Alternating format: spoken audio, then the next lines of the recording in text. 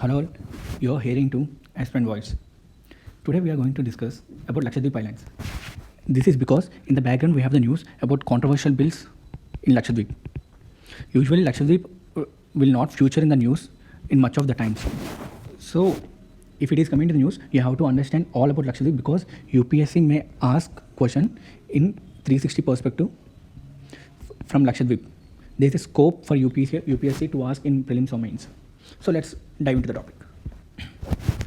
Okay, the Lakshadweep name itself a Malayali word as well as in Sanskrit also. Its meaning is 1 lakh islands. They named it because at the first time they found it, they counted for the first one, then second, then third, then fourth, and they fed up of counting and they named it Lakshadweep. Yes, this is a funny story by Khan sir. So I just borrowed it from him. Now, this is the India's smallest union territory, which has only one district, and it is a archipelago of 36 islands. Okay, what is an archipelago? An archipelago means group of islands. Group of islands have originated at the same time, known as archipelago. Out of these 36, 10 are inhabitant, 17 are uninhabitant. That means in 10 islands people live, and in 17 islands people don't live. It is not habitable, and there are 4 new islands which are recently recognized and 5 submerged reefs. These reefs have been already submerged, so those are the 5 submerged reefs. And in Lakshadweep, while coming to the tourism, only few people were allowed. This is because I will tell you in this video in little bit of time. Okay, how the Lakshadweep Islands have been formed? They formed by coral origin. That means they formed due to coral reefs. I mean, some of them. Large underwater structures composed of the skeleton of corals, which are marine invertebrate animals. Actually, they have the unique thing. Actually, globally, the corals consist of 0.1% of ocean water, but they have 25% of marine diversity. So they have whole oceans of 0.1%, but 25% of the marine diversity of whole world is at these structures. So while coming to the pre-independence era, Lakshadweep belonged to Madras Presidency, and post-independence it became a union territory, and it is located 400 kilometers away from the Cochin. And from here there is a flight connectivity to Kavaratti, which is the capital of Lakshadweep, and also ocean connectivity.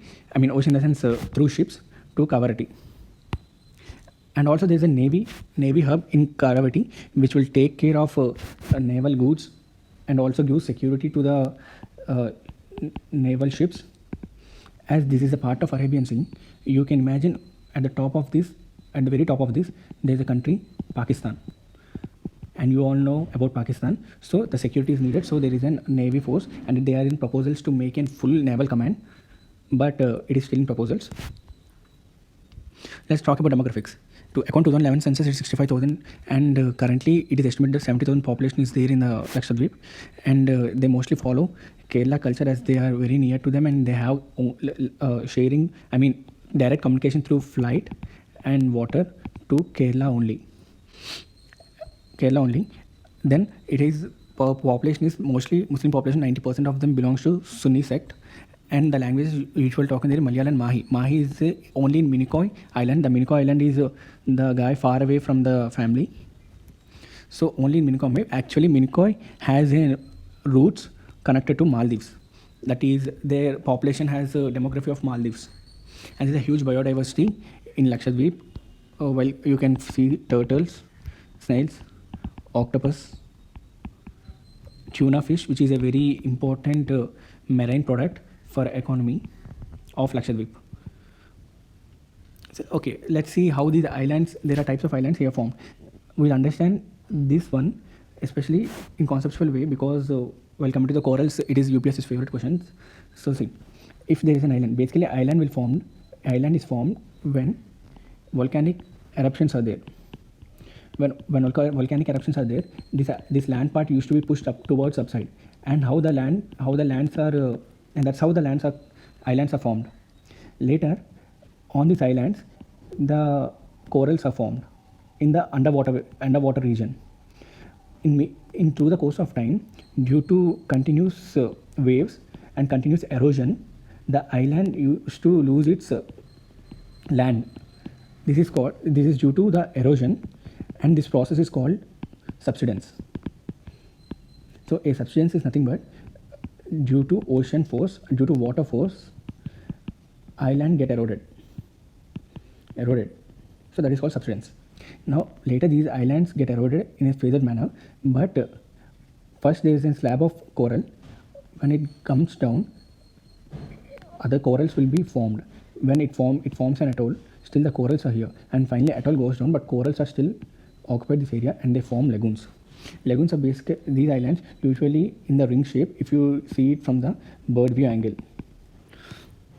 Okay, their climate is tropical humid climate, that is warm and humid, and their annual temperature range is 17 degrees minimum to 30 degrees maximum temperature. While coming to the Lakshadweep economy, they export copra. This copra is used to extract coconut oil. So this is exported to Indian mainland, and from Indian mainland coconut oil extracted from copra. Later, corals, which are actually dead corals plus organic matter, will together give a rich humus that is helpful for as natural fertilizers, and these fertilizers will help to grow banana plantation, millets, coconuts on the islands. And as we know, coconut is very rich, and you can see coconut trees everywhere in Lakshadweep. Fishing is the major, as we know, every island major economic source is fishing. That is because at this region near to the water, there will be a huge phytoplanktons,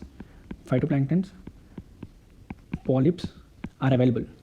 So for them, small fishes will habitate in these regions. For them, other fishes will be habitated. In that way, in any island, it is marine rich. So that is the fishing. And the industries in Lakshadweep are food processing industry, coconut fiber production industry, hosiery fiber fabric production, weaving, and also boat building industries are there. While coming to the tourism, Lakshadweep government promote tourism, but they have concerns about their environmental impact, because islands are very less in space. So overflood of tourists may affect environment. So that's the issue here. So they have come up with a solution, that is clearance certificate is issued to limited tourists in specific period of time. And there are the major tourism attractions are scuba, snorkeling, windsurfing, karakia, canoeing and fishing. So in constitution framework, territory led by an administrator appointed by president. Here usually for the union territory in India, for the union territories other than those have parliament, administrator will be there, and also administrator will be there. In case of Ladakh, there is a lieutenant governor. Or in case of Ladakh, there is a lieutenant governor, and except for Ladakh and other assembly states, assembly union territories, an administrator will lead the territory. Basically, this is a single district space. So single district, so there is need of one administrator. This administrator can be equal to the governor in rank, but district collector in responsibility. I mean, this is just an illustration to tell that the space, to give you the insight of the space that Lakshadweep has. So it comes under jurisdiction of Kerala High Court. Usually in India, for every union territory, a lieutenant governor, mostly all India civil servant, at least all India civil servant must be appointed as lieutenant governors for union territories. So let's see what is the reason behind the protests in Lakshadweep. This is due to 4 controversial policies taken. The administration is Praful Koda Patil, who is an ex-Home Minister of Gujarat. He is currently the administrator of Daman and Diu and Dadra and Nagar Haveli. Here, as I said in the just few seconds back, mostly for a union territory, a lieutenant governor or administrator will be an all India level civil servant. But this thing got broken in case of his appointment to Daman and Diu and Dadra and Nagar Haveli, also for Lakshadweep.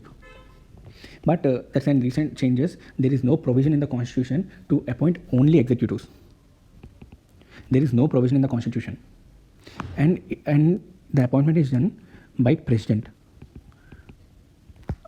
after government recommends. Government recommends the candidate, recommends the person. This person, and this person will be appointed by president. So let's see what are the controversial policies and the issues here. This is very important for us and especially for PSIR students, also for public administration students. I mean, with these optionals, and also it is very important in ethics point of view for UPSC aspirants. GS paper 4. Let's see. Lakshadweep Development Authority regulation. In according to this framework, administrator has powers to remove or relocate islanders from their property for town planning. That means a person can be removed from his own land. Here we have to understand one thing: development is for good, but without mentioning the security, I mean without guaranteeing the security, not mentioning, it's guaranteeing. Without guaranteeing the security to the person, we can't remove or relocate islanders. This is like this is the wrong thing, because that particular person owns the property, so he should be given some money as well as some relocation. Obviously it is promised by administrator,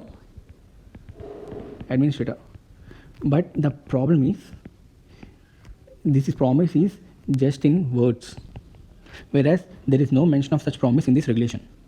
And if there is no mention of this promise in regulation, it can be easily broken. So this is the major thing Lakshadweep people are very concerned about. This is still a draft, not applied, but maybe applied in few weeks or months. So even Lakshadweep, not only Lakshadweep, if at all a UPS, I mean a person after getting the job as any civil servant or else any administrator, while framing a regulation or any act or giving any guidelines, it should be with the government interest and should guarantee public social security. That one is missing in LDAR. The second one is Gunda Act, or Prevention of Anti-Social Activists, or PASA Act. According to this Gunda Act, any suspect can be detained for 1 year without any public disclosure. That means there is no law, no need to present in front of court. They don't need to present in front of court, and they can be detained for 1 year. That means if a person who accused will get punishment without court trial. So we don't know. But for this, the administration has given an explanation that those who are not anti-social, no need to fear. But we have to understand that in case of they arrested, their rights will be, they lose their rights. And also, this is not their way of making an act. An act can be made in such a way that, I mean, to control the anti-social activities, an administrator can make an act in such a way that, let's say, strict punishments if proved guilty, or relocation from the relocation, or simply that particular person can have any other sort of like fast trial and longer period of sentences. This should be the concern in case of any anti-social activities. But suspect cannot be detained for 1 year. This is totally unethical.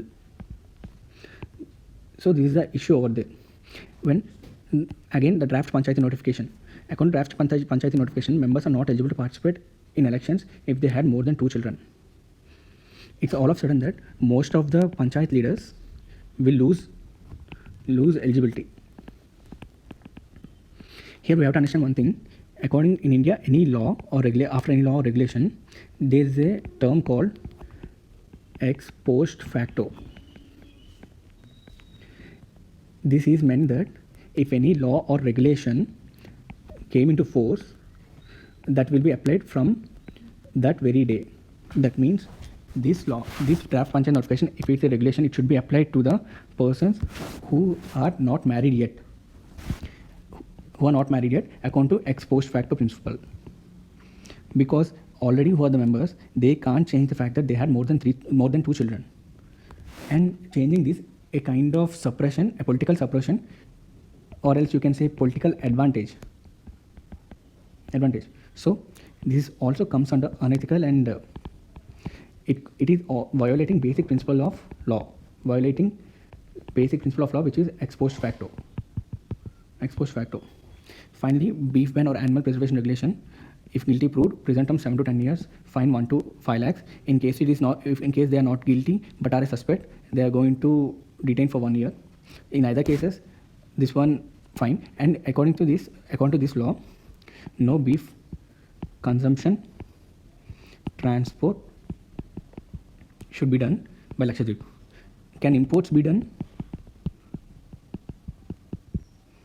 That is a question mark, because there is nothing mentioned about imports. Let me tell you that if the administrator ideology is to increase international tourism, but we have to understand that they should have to take clearance certificates, because worries about environmental impact. And also, let's take an example of Goa. Goa is India's highest foreign tourist visits to Goa. This is the only reason beef didn't ban in Goa. So to promote a tourism, beef ban is not the major factor, but one of the factor considered by the locals as an attraction. Sorry, beef is considered as locals beef considered as an attraction, and beef ban may give dissatisfaction to the tourists. Anyways, these are the 4 controversial laws were supposed to be challenged in the High Supreme Court. We have to look how this protest goes, but we have to understand the ethical and administration point of view, and also the social point of view too. That's it for the Lakshadweep video. I hope you like. If you do like this, like it, and also share to your friends, youths. Thank you.